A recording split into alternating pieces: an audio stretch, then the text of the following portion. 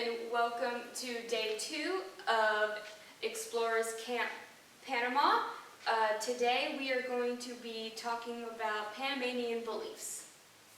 So we're just going to jump right into that. First we're going to go over some general religious beliefs of Panama. So about 85% of Panamanians are Catholic, and one of their main holidays that they celebrate is Carnival. So it is celebrated 4 days before Ash Wednesday, and Ash Wednesday is the beginning of Lent, and then you have Easter. And in Panama, it's pretty different throughout the country. The biggest celebration is in Panama City, but each city has its own parade, and they have their own Carnival queen. During these celebrations, there is different music and dancing done, such as salsa, reggae, and other Caribbean-influenced style of dances. This is also during the time that the Panamanian national dress is worn, the pollera, and there's an example of that up at the top over there. Okay, so now we're going to talk about different indigenous beliefs in Panama. The first one we are going to talk about are the Cocle. They lived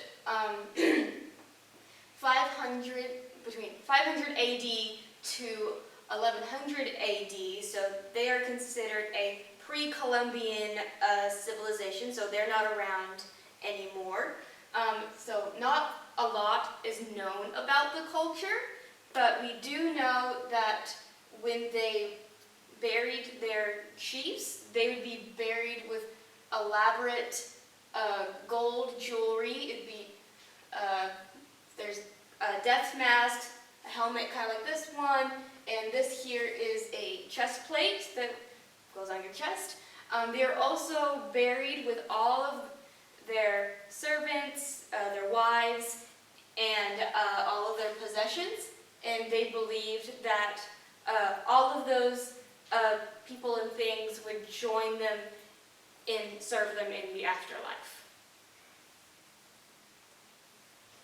Okay, so the next indigenous beliefs we're going to talk about are the Guna beliefs.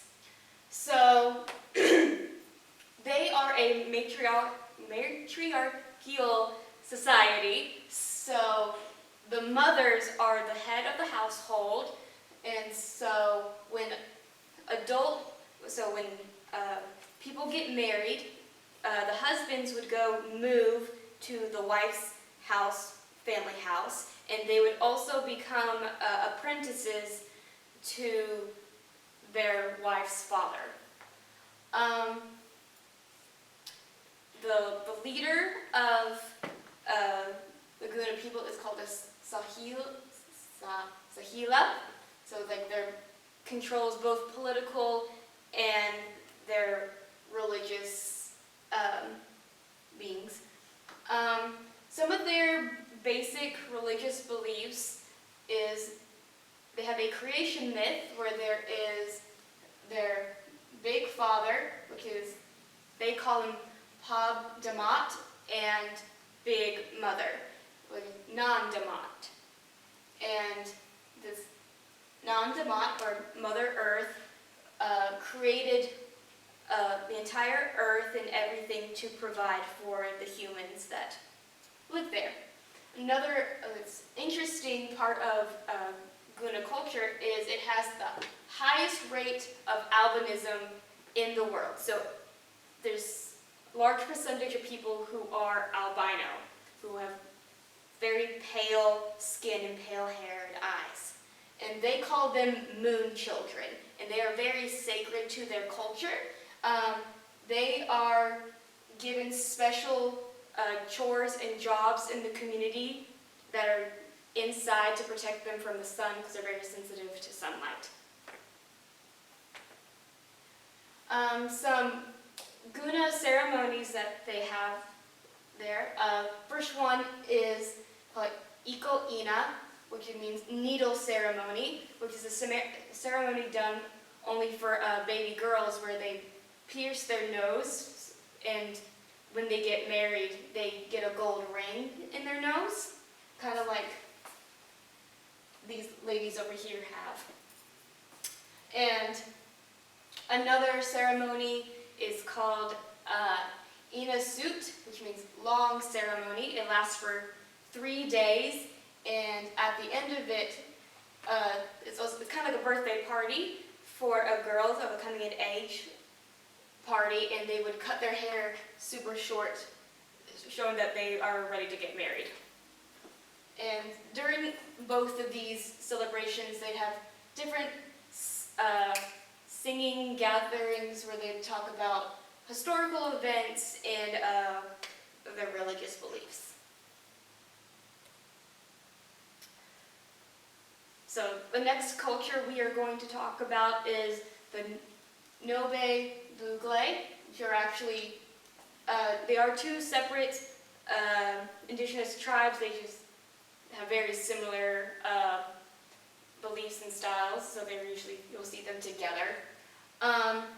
In this society, men do most of the work. They work on farms, and the women, they stay home and they make crafts to sell to tourists.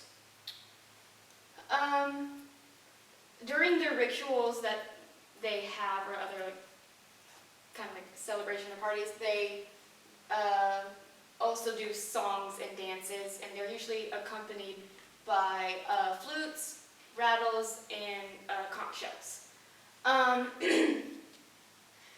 They're also known for their face paint that they do, but they're usually only seen during important rituals, and lots of outsiders or tourists don't usually get to see them.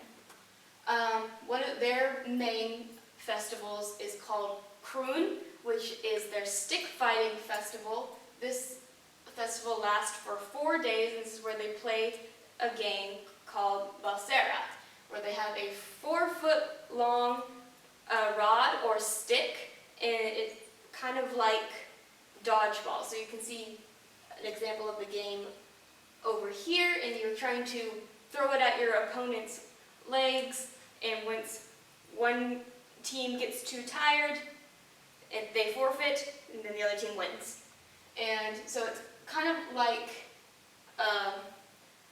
all these communities come together and challenge each other to these games. And also during here they do storytelling and dancing and like food and drink. Okay, so our last tribe we were going to talk about are the Ibura Wunan. They are mostly well known for their temporary tattoos, like these ladies here. They are worn from here at the mouth all the way down to the waist. They are made out of the yagua berries, so yagua tattoos. It actually goes on clear and then comes on dark like this. They're mainly worn during special celebrations, and they last for about 2 weeks. So that's all that I have for you now.